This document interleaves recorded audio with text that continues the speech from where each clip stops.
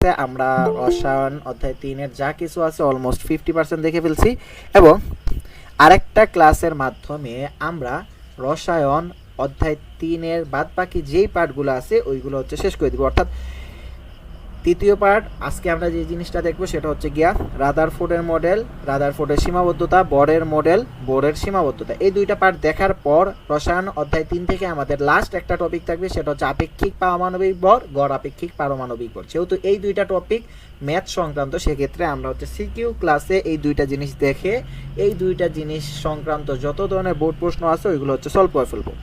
So এখন হচ্ছে ওই টপিকগুলো আমি আলাদা পড়াচ্ছি না, কারণ হচ্ছে ওইগুলো সিকিউ এর টপিক, সিকিউতে দেখিয়ে সুন্দর করে শেষ করে নিব। তাহলে কি আজকে হচ্ছে আমরা যদি রসায়ন অধ্যায় 3 এই চ্যাপ্টারটার এই ক্লাসটা করি, সেক্ষেত্রে হচ্ছে আমাদের রসায়ন অধ্যায় 3 কমপ্লিটলি হচ্ছে শেষ হয়ে যাবে, কমপ্লিটলি শেষ হয়ে যাবে। ঠিক আছে, ওকে। এখন দেখো আমরা হচ্ছে গিয়ে শুরু করি। আমি তোমাদেরকে একটা অ্যানিমেটেড ভিডিও দিছিলাম, আশা করি ওই ভিডিওটা হচ্ছে সবাই দেখছো। যারা হচ্ছে আজকে ভর্তি হইছো বা আজকে অ্যাড হইছো গ্রুপে নতুন, তাদেরকে আমি আজকে ক্লাস পরে ইয়াটা দিয়ে দিব।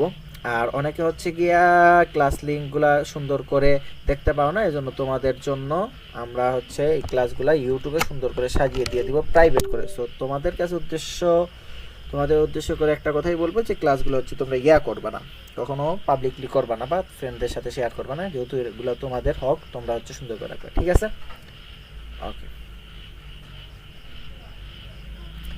দেখো, বিজ্ঞানী রাদারফোর্ড একটা পরমাণু নিয়ে বিশ্লেষণ অনেক গবেষণা করছেন। পরমাণু কি? মৌলিক পদার্থের ক্ষুদ্রতম কণা। মৌলিক পদার্থ কি? যেই পদার্থকে ভাঙলে ওই পদার্থ ছাড়া আর কোনো পদার্থ পাওয়া যায় না। সাপোজ আমি যদি তোমাকে সহজ ভাষায় বলি, সহজ ভাষায়, বিজ্ঞানের ভাষা বাদে সহজ ভাষায় যদি বলি মৌলিক পদার্থ কি, মনে করো একটা পাত্রে হচ্ছে গিয়া কিছু পরিমাণের আলু আছে এবং আরেকটা পাত্রে কিছু পরিমাণের আলু আছে প্লাস হচ্ছে মনে করো যে পেঁয়াজও আছে। ঠিক আছে, সেক্ষেত্রে এই জায়গায় এক ধরনের পদার্থ আছে, এই জন্য এটা মৌলিক। যেহেতু এই জায়গায় দুই ধরনের পদার্থ, এই জন্য হচ্ছে এটা যৌগিক। আমি হচ্ছে একটু তোমাদেরকে আগের ক্লাসগুলো একটু রিপিট করতেছি, কারণ যারা হচ্ছে আজকে নতুন তাদের জন্য ঝামেলা না হয়। ঠিক আছে, তো এই মৌলিক পদার্থের ক্ষুদ্রতম একটা কণা, এই একটা পদার্থটাকে নিয়ে তুমি ভেঙে ভেঙে ভেঙে ভেঙে এই জায়গায় আনলা, তো এই যে ক্ষুদ্রতম একটা কণা বা এই পদার্থের একটা অংশ ক্ষুদ্রতম, এইটাই হচ্ছে গিয়া পরমাণু। সো এই পরমাণু নিয়ে, এই পরমাণু কিন্তু আমরা খালি চোখে দেখতে পাই না, এই পরমাণু নিয়ে হচ্ছে বিজ্ঞানী রাদারফোর্ড অনেক গবেষণা করছেন। সাপোজ তোমার একটা জিনিস নিয়ে হচ্ছে কৌতূহল লাগতেই পারে যে এইটা কি, এটার ভিতরে কি আছে, কি থাকতে পারে, এটা হচ্ছে এত ছোট কেন, আমরা দেখতে পাই না কেন, এই সংক্রান্ত কৌতূহল হচ্ছে রাদারফোর্ডের ভিতরে ছিল এবং সেই কৌতূহল থেকে উনি গবেষণা করেন এবং এই পরমাণু নিয়ে উনি বেশ কয়েকটি তথ্য আমাদেরকে দেয়। বেশ কয়েকটি তথ্য বলতে আমি তোমাদেরকে বলবো মাত্র হচ্ছে 4টা তথ্য আমাদেরকে দেয়, 4টা তথ্য আমাদেরকে দেয়। ঠিক আছে, পরমাণু কি ওইটা বুঝতে তো পারছো, ওইটা হচ্ছে মেইন ফ্যাক্ট। তো পরমাণু নিয়ে হচ্ছে বেশ কয়েকটা তথ্য হচ্ছে আমাদেরকে দেয়। তো এই তথ্য উনি দেওয়ার পর আমরা এই তথ্যগুলো দেখি, যখন ঘাটাঘাটি করি তখন আমরা কিছু শিখতেও পারি এবং অন্যান্য আরও কিছু আদার সাইড আছে, ওনার কিছু সীমাবদ্ধতা আছে। যাই হোক, আমরা চাই। দেখো উনি কি কি তথ্য আমাদেরকে দেন, 4টা তথ্য দেন। 1 নাম্বার যে জিনিসটা উনি আমাদেরকে দেখেন, এটা খুবই ইম্পর্টেন্ট। 1911 সালে প্রশ্নে এমসিকিউতে আসবে, কত সালে বিজ্ঞানী রাদারফোর্ড আমাদেরকে মডেল প্রদান করেন? উত্তর 1911। কত সালে বিজ্ঞানী রাদারফোর্ড আমাদেরকে মডেল প্রদান করেন? কত সালে? যেহেতু ক্লাসটা রেকর্ডেড চলতেছে, হ্যাঁ ঠিক আছে, এটা পেয়ে যাবে, রেকর্ডেড ইউটিউবে পেয়ে যাবে। কত সালে বিজ্ঞানী রাদারফোর্ড আমাদেরকে মডেল প্রদান করেন বা মডেল দেন? 1911।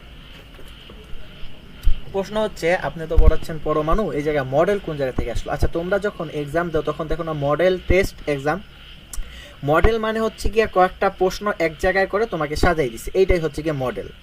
ঠিক আছে, তো রাদারফোর্ড তার 4টা কথা সাজিয়ে যেহেতু লিখছে, এজন্যই এটা গিয়া রাদারফোর্ডের পরমাণুর মডেল। কি? রাদারফোর্ডের পরমাণু মডেল। উনি কি বলছেন? উনি এই যে 1 নম্বরকে এ দ্বারা আখ্যায়িত করছে, 2 নম্বরকে বি, 3 নম্বর সি এবং 4 নম্বরকে ডি। এক নম্বরে কি বলছেন, পরমাণুর একটা কেন্দ্র আছে, এই কেন্দ্রের নাম হচ্ছে নিউক্লিয়াস। নিউক্লিয়াসের ভিতরে প্রোটন এবং বাহিরে ইলেকট্রন অবস্থান করে। যেহেতু আপেক্ষিকভাবে ইলেকট্রনের ভর শূন্য ধরা হয়, কাজে নিউক্লিয়াসের ভিতরে যাই হোক প্রোটন এবং নিউটনের ভরই হচ্ছে পরমাণুর ভর। যাই হোক এটা হচ্ছে তোমাদেরকে আমি না দেখাইয়া একটু বুঝাই, তারপর হচ্ছে বুঝবা। দেখো উনি বলছেন পরমাণুটা কিছুটা এইরকম হয়, হ্যাঁ কিছুটা এইরকম হয়, এবং পরমাণুর মধ্যে আরেকটা গোলাকার থাকে, সেটার কে বলা হয় হচ্ছে গিয়ে নিউক্লিয়াস। এটাকে বলা হয় হচ্ছে গিয়ে নিউক্লিয়াস। প্রশ্ন হতে পারে যে জিনিসটা তো অনেক ছোট, আগে দেখাইলেন ছোট এখন হচ্ছে বড় কেন? কারণ হচ্ছে ওই জিনিসটা উনি মাইক্রোস্কোপ দিয়ে জুম করে হচ্ছে বা তারপর হচ্ছে দেখতেছেন। তো দেখো এইটা হচ্ছে, এটার নাম কি নিউক্লিয়াস।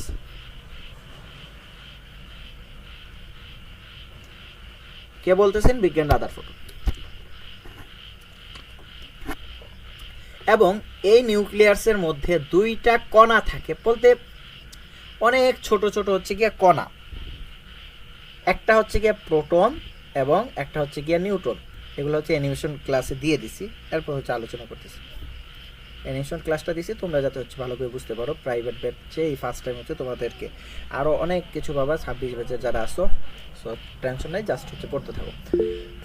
প্রোটন আছে এবং নিউট্রন আছে, এবং বাহিরে থাকে ইলেকট্রন। বাহিরে থাকে কি? ইলেকট্রন। ইলেকট্রনকে ই দ্বারা প্রকাশ করা হয়, প্রোটনকে পি দ্বারা, নিউট্রনকে এন দ্বারা। এখন প্রোটন এবং নিউট্রনের ভরই হচ্ছে কি পরমাণুর ভর। আমি যদি তোমাকে বলি যে পরমাণুর ভর কত, তুমি ডিরেক্ট চোখ বন্ধ করে প্রোটন এবং নিউট্রনের ভর যোগ করে নিবা। প্রশ্ন হচ্ছে কি কেন তুমি ইলেকট্রনের ভর যোগ করবে না? মনে করো তোমাকে আমি যদি বলি যে দুইটা হাতির সাথে একটা পিঁপড়া যোগ করো, সেক্ষেত্রে বিষয়টা কিরকম হবে? তুমি বলবা যে হাতির ওজনের কাজ সাথে পিঁপড়ার ওজনে কি কোনো ইয়া হবে? মনে করো যে 2000 কেজি দুইটা হাতি হইল, হ্যাঁ, আর পিঁপড়ার ওজন হচ্ছে 1 গ্রাম, তাহলে কি এটা হলো 2000 কেজি 1 গ্রাম? আমরা বলবো না, আমরা বলবো যে এটা হচ্ছে যেহেতু তিনজনকেই হচ্ছে দুইটা হাতি একটা পিঁপড়াকে হচ্ছে যোগই করতে হবে, সেক্ষেত্রে পিঁপড়াটা আমরা বাদই দিয়ে দিলাম, দুইটা হাতি কেজি বলতে আপেক্ষিকভাবে পিঁপড়ার কোনো ভর নেই আমরা ধরে নিলাম। সেম এই জায়গায় কাহিনী। ইলেকট্রনের ভর প্রোটন এবং নিউট্রনের তুলনায় এত ছোট, আপেক্ষিকভাবে ইলেকট্রনের ভরটা হচ্ছে শূন্য ধরা হয়। সো পরমাণুর ভরটা এই যে এটা হচ্ছে কি পরমাণু। তো পরমাণুর ভরটা আমরা কি বলতে পারি? পরমাণুর ভর কোনটা? Proton plus neutron. Proton plus নিউট্রনের ভরই হচ্ছে গিয়া কি পরমাণুর ভর। ঠিক আছে, এই জিনিসটাই রাদারফোর্ড 1 নম্বরে বলছেন। এই জিনিসটাই রাদারফোর্ড 1 নম্বর বলছেন। পরমাণু গঠন সম্পর্কে একটা মডেল প্রদান। মডেলটা এরকম: পরমাণুর একটি কেন্দ্র থাকে, এই কেন্দ্রের নাম নিউক্লিয়াস। নিউক্লিয়াসের ভিতরে প্রোটন এবং নিউট্রন এবং বাহিরে ইলেকট্রন অবস্থান করে। দেখো প্রোটন এবং নিউট্রন এবং বাহিরে ইলেকট্রন, নিউক্লিয়াসের বাহিরে ইলেকট্রন। প্রোটন এবং নিউট্রনের ভরই পরমাণুর ভর হিসেবে বিবেচনা করা হয়। কেন বিবেচনা করা হয় ওটা বলে দিলাম।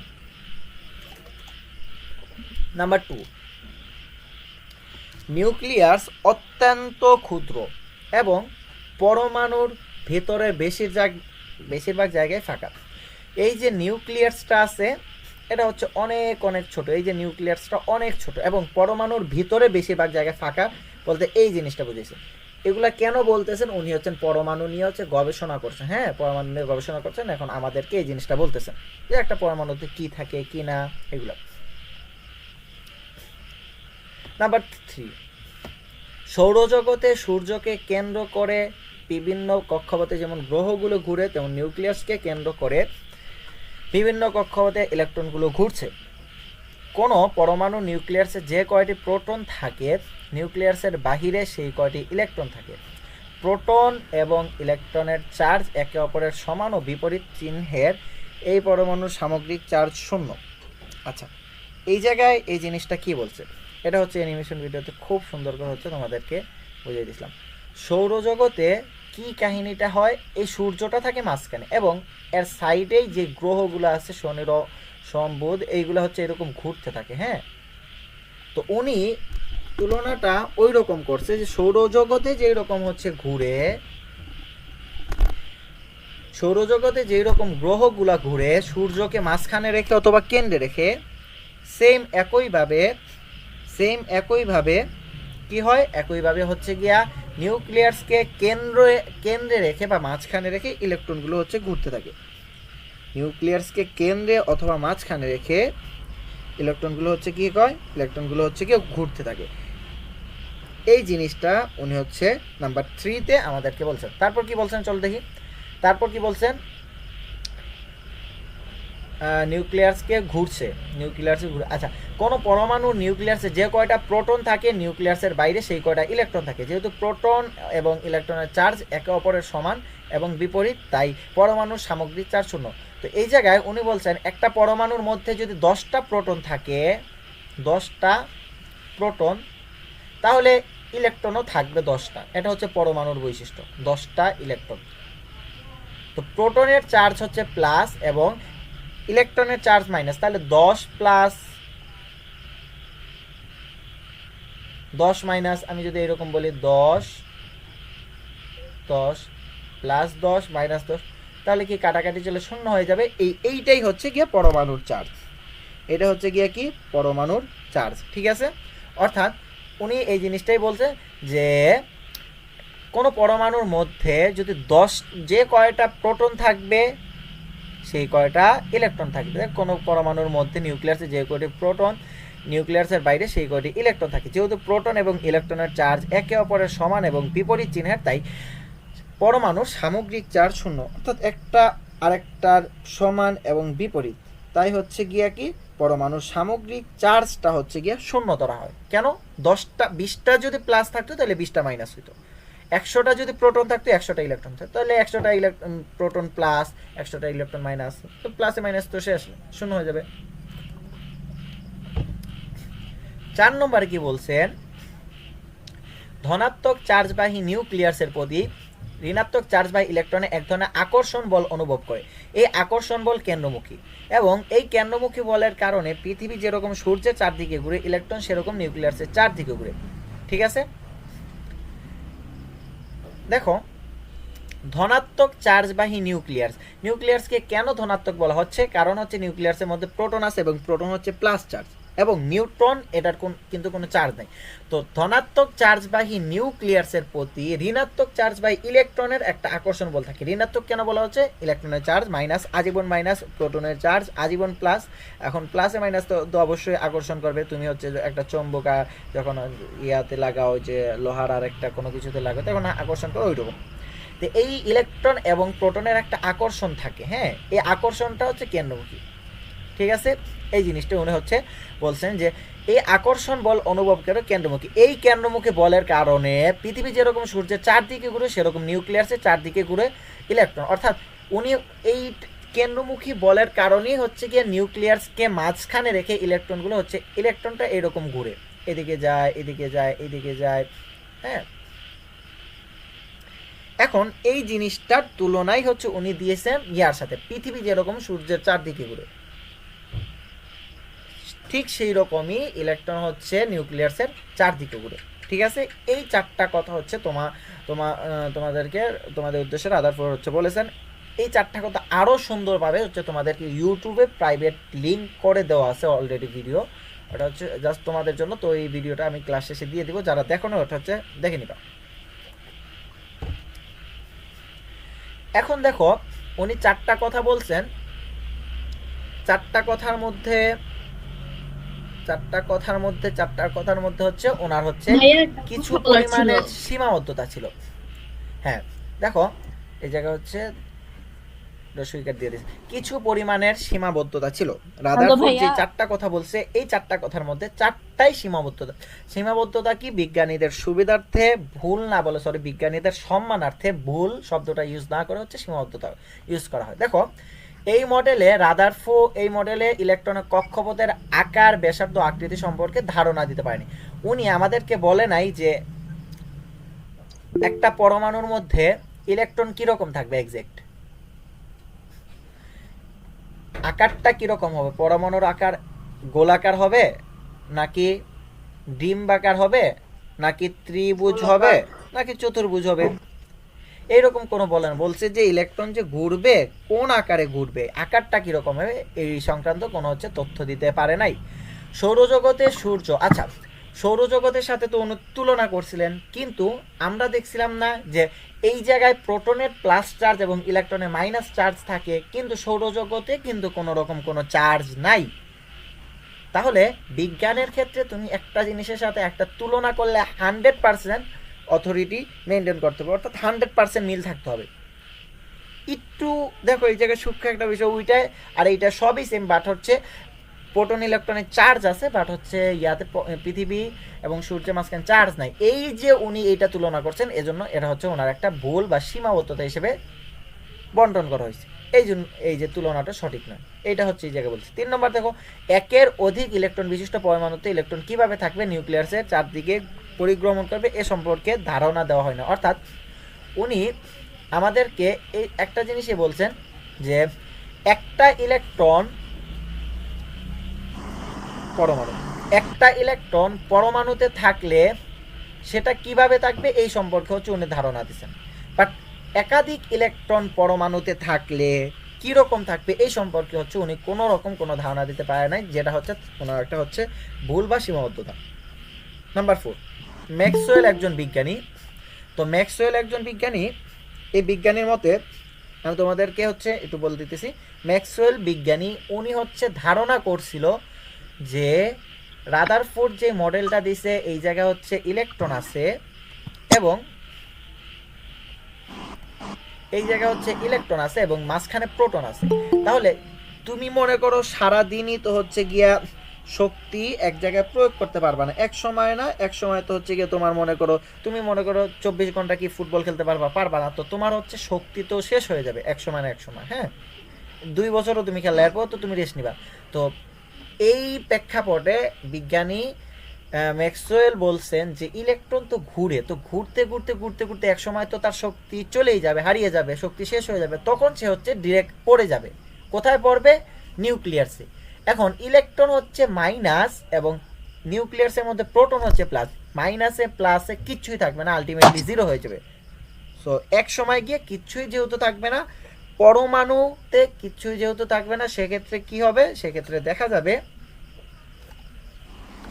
যে পরমাণু বলতে কিচ্ছুই না, অর্থাৎ ইলেকট্রন যখন প্রোটনে পড়ে যাবে, 10টা ইলেকট্রন যদি 10টা প্রোটনে পড়ে, তাহলে প্লাসে মাইনাসে সব কিছুই তো কাটাকাটি চলে যায়, তাই না?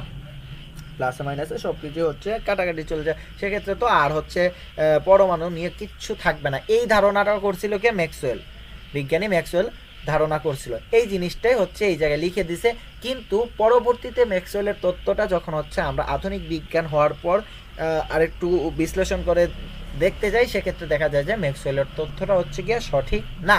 ঠিক আছে, এই হচ্ছে রাদারফোর্ডের 4টা সীমাবদ্ধতা। ক্লিয়ার? ওকে, এখন আসো বোরের 4টা মডেল এবং বোরে হচ্ছে গিয়ে 4টা সীমাবদ্ধতা। বিজ্ঞানী বোরও সেম হচ্ছে গিয়ে কি করছেন 1913 সালে, এই যে দেখো এই জায়গা হচ্ছে তারিখটা মার্ক করা, 1913 সালে বিজ্ঞানী বোর হচ্ছে এই সেম মডেলটাই হচ্ছে প্রদান করেন, কিন্তু কিছুটা কারেকশন করে। কত সালে? আর রাদারফোর্ড কত দিয়েছিল? 1911 সালে। বোর কত সালে দিছে? বোর হচ্ছে দিছে 1913 সালে। দেখো রাদারফোর্ডের মডেলের ত্রুটিগুলো সংশোধন করে 1913 খ্রিস্টাব্দে বিজ্ঞানী নিলস বোর পরমাণুর একটা মডেল প্রদান করেন। এই মডেলটি বোরের পরমাণুর মডেল বলা হয়। যাই হোক, এটা হচ্ছে দেখো কি বলে, পরমাণুতে যে সকল ইলেকট্রন আছে সেগুলো নিউক্লিয়াসকে কেন্দ্র করে ইচ্ছামতো যে কোনো কক্ষপথে থাকতে পারে না। ঠিক আছে, শুধু নির্দিষ্ট ব্যাসার্ধের কতগুলো অনুমোদিত, সব বুঝাই দিব আমি তোমাদেরকে, আগে একটু দেখাচ্ছে পর বুঝাই দিব। এখন দেখো দেখার আগে কিরকম বুঝো এবং পরে কিরকম বুঝো। বৃত্তাকার কক্ষপথে ঘুরে, এ নির্দিষ্ট বৃত্তাকার ব্যাসার্ধে অনুমোদিত বৃত্তাকার না। আচ্ছা, এই জায়গায় কি বলছে? এই জায়গায় বলছে যে জিনিসটা সেটা হচ্ছে গিয়া তোমাদের বই থেকে ডিরেক্ট কপি করাচ্ছ তোমরা, এই জিনিসটা এই জায়গায় একটু পড়ো, যদি বইয়ে গিয়ে হচ্ছে সুন্দর করে ক্লিয়ার হয়ে যাবে। এই হচ্ছে একটা কক্ষপথ, এই হচ্ছে আরেকটা কক্ষপথ। হ্যাঁ, তো বিজ্ঞানী বোরের মতে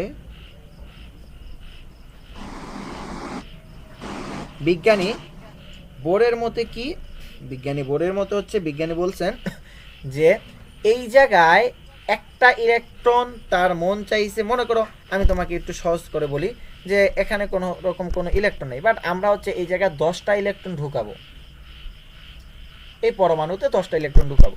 এখন ইলেকট্রনের ইচ্ছা মতো সে হচ্ছে গিয়া যে কোনো কক্ষপথে, তার ভাল লাগছে দেখে সে এই কক্ষপথে, তার ভাল লাগছে দেখে সে এই কক্ষপথে, হ্যাঁ, তার ভাল লাগছে দেখে মনে করো সে এই জায়গায় ওই জায়গায় যে কোনো জায়গায় চলে আসবে। বিষয়টা এরকম না, নির্দিষ্ট কক্ষপথে নির্দিষ্ট সংখ্যক ইলেকট্রন, নির্দিষ্ট কক্ষপথে নির্দিষ্ট সংখ্যক ইলেকট্রন থাকবে। এই জিনিসটাই হচ্ছে এই জায়গায় বলছে যে এই নির্দিষ্ট ব্যাসার্ধের অনুমোদিত বৃত্তাকার কক্ষপথগুলো অনুমোদিত বা প্রধান শক্তি স্তরে শেল বা অরবিট বা স্থির কক্ষপথে। আচ্ছা, এই জায়গা হচ্ছে একটু তোমাদেরকে কমপ্লেক্স করে দিছে, ওইটা হচ্ছে আমি তোমাদেরকে করি। দেখো উনি বিজ্ঞানী বোর কি বলছেন যে কোনো ইলেকট্রন চাইলে হচ্ছে ইচ্ছা মতো যে কোনো জায়গায় হচ্ছে থাকতে পারবে না, যে কোনো জায়গা হচ্ছে থাকতে পারবে না।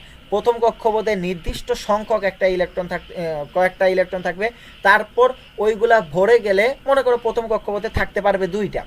তো এই 2টা, এটা হচ্ছে প্রথম, হলুদটা প্রথম, সাদাটা দ্বিতীয়। প্রথম হচ্ছে হলুদটায় আসবে 1টা 2টা, আসার পর প্রথম কক্ষপথে আর কোনো রকম কোনো ইলেকট্রন নিতে পারবে না, আর কোনো রকম কোনো ইলেকট্রন নিতে পারবে না। সেক্ষেত্রে তারা এখন কি করবে, তারপর হচ্ছে দ্বিতীয়। তুমি যদি প্রথমটায় মনে করো যে 3টা 4টা দিয়ে দাও, সেক্ষেত্রে এটা হচ্ছে কি হবে না। এই জিনিসটাই হচ্ছে বিজ্ঞানী বোর বলতে চাইছেন যে ইচ্ছা মতো থাকতে পারে না, নির্দিষ্ট একটা সংখ্যা মেনটেন করে তারপর হচ্ছে গিয়ে থাকে। ঠিক আছে, এটা হচ্ছে 1 নাম্বার। 2 নাম্বার কি বলছে, ভরবেগের মডেল অনুসারে কোন শক্তিস্তর ইলেকট্রনের কৌণিক ভরবেগ। ইলেকট্রনের কৌণিক ভরবেগ কি, এই যে একটা ইলেকট্রন আছে, এই ইলেকট্রনটা তো ঘুরবে, ইলেকট্রনগুলো তো ঘুরতে থাকবে, এরকম সুন্দর করে হচ্ছে ঘুরতে থাকবে। হ্যাঁ, তো এই যে সে কত বেগে ঘুরে, এই জিনিসটা কিন্তু বোর বলছে যে আমি বের করতে পারবো। সূত্র কি, সূত্র mvr = nh / 2π, mvr = nh / 2π, এই যে সূত্র। এই জায়গা হচ্ছে n হচ্ছে গিয়া কক্ষপথ, বলতে প্রথম কক্ষপথে থাকলে 1 হবে, দ্বিতীয় কক্ষপথে থাকলে 2 হবে। এই হচ্ছে প্লাঙ্কের ধ্রুবক, এর হচ্ছে একটা কনস্ট্যান্ট মান 6.626 × 10⁻⁻34, এবং পাই এর মান তো 3.1416। এই যে দেখো সবগুলো হচ্ছে সুন্দর করে দিয়ে দেওয়া আছে। mvr মানে হচ্ছে কি কৌণিক ভরবেগ, তারপর হচ্ছে জাস্ট m এর একটা আছে ইলেকট্রনের ভর, v হচ্ছে জাস্ট বেগ, আর r হচ্ছে জাস্ট ব্যাসার্ধ। সো এর বিস্তারিত আলোচনা ম্যাথে হচ্ছে দেখাই দিব, ম্যাথ ক্লাসে বলতে হচ্ছে গিয়া সিকিউ টাইপ ক্লাসে। 3 নম্বরে কি বলছে, কোন প্রধান শক্তি স্তরের ইলেকট্রন ঘোরার সময় ইলেকট্রন কোন শক্তি স্তর শোষিত বা বিকৃত হয় না। ঠিক আছে, তবে ইলেকট্রন যদি নিম্ন শক্তি স্তর থেকে উচ্চ শক্তি স্তরে যায় তবে শোষিত হয়, আবার ওই শক্তি স্তর থেকে নিম্ন শক্তি স্তরে হলে বিকৃত হয়।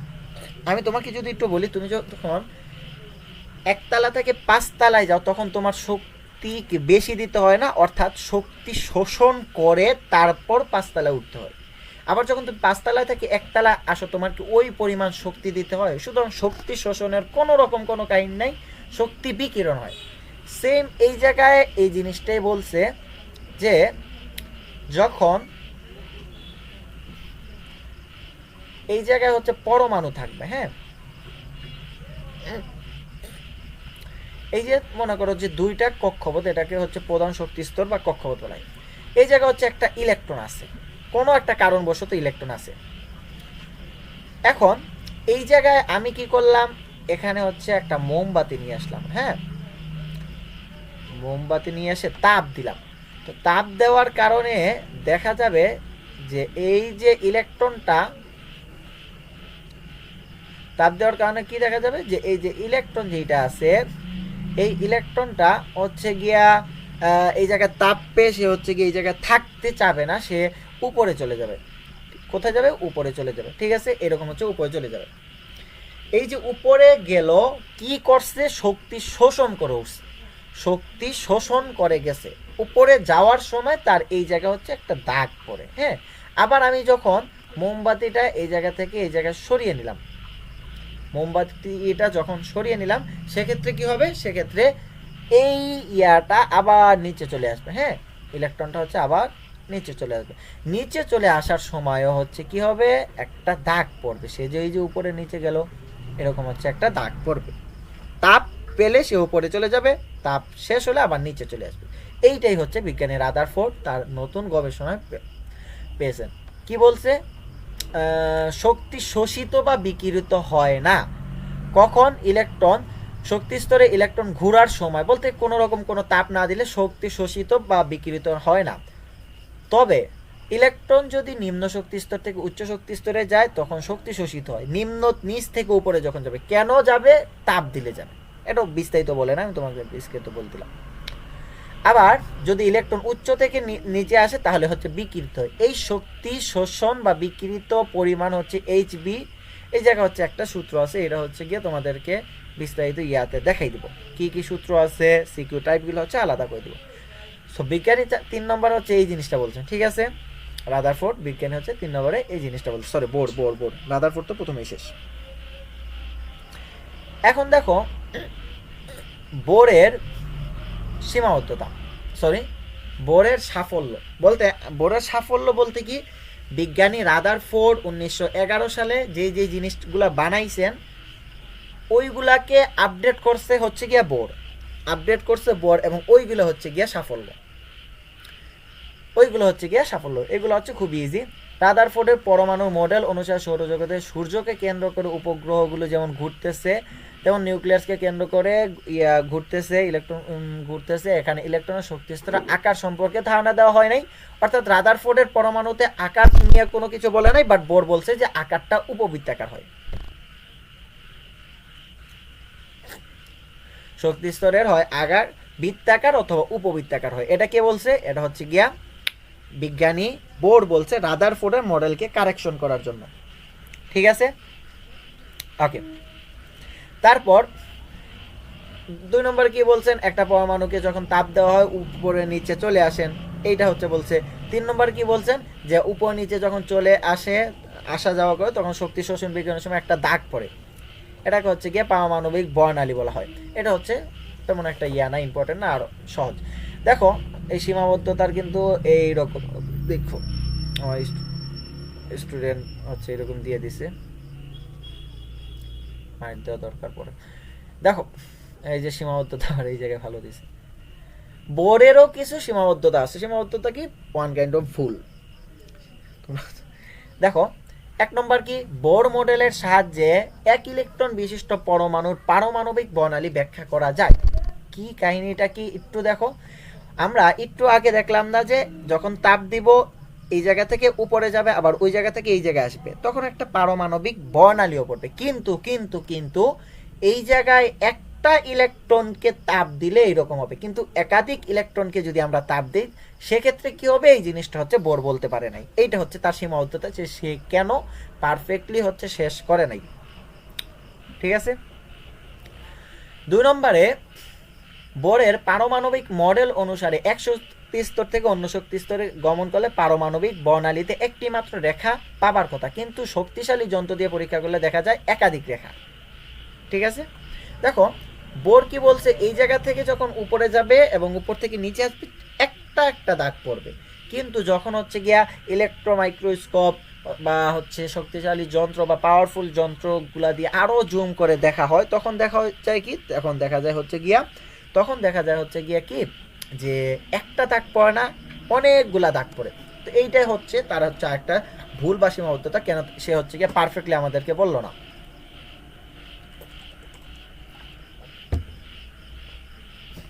3 নাম্বার দেখো,